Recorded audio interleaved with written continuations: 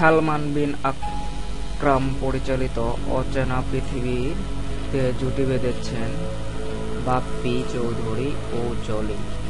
এই ছবির মহরত অনুষ্ঠানে বাপ্পি চৌধুরী বলেন, আমরা একের পর এক ছবি উপহার দিয়ে যাচ্ছি, অনেকেই ছবির প্রশংসাও করছেন, কিন্তু আমাদের দেশের ছবি দেখার পরিবেশ তৈরি হচ্ছে না। কারণ শুধু ভালো ছবি হলেই হবে না, দরকার ছবি দেখার সুন্দর একটি পরিবেশ। কিছুদিন আগে আমার সুলতানা বিবিয়ানা শিরোনামের একটি ছবি মুক্তি পেয়েছে। সব জায়গা থেকে ছবিটি প্রশংসা পেয়েছে, কিন্তু দর্শক অনেক কষ্ট করে ছবি দেখেছে।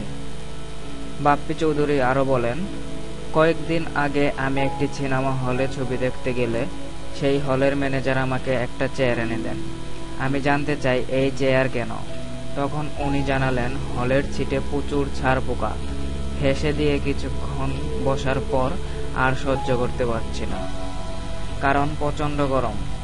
সামনে দেখছি কিছু লোক শার্ট খুলে ফেলেছে, নিজের শার্ট দিয়ে বাতাস দিচ্ছে। আর একটা বিষয় কষ্ট করে দিয়েছে, তা হলো কালার। আমরা এত ভালো ক্যামেরায় শুটিং করি, দেশ বিদেশ থেকে কালার কারেকশন করি, কিন্তু হলে গিয়ে ঝাপসা দেখি। যারা এই হলের ব্যবসার সঙ্গে যুক্ত, প্লিজ আপনারা হলের পরিবেশ ফিরিয়ে আনুন, না হলে ভালো ছবি করে লাভ নেই। প্রিয় দর্শক, বাপ্পির এই মন্তব্য থেকে আপনি কি বুঝলেন? কমেন্ট করে জানাবেন।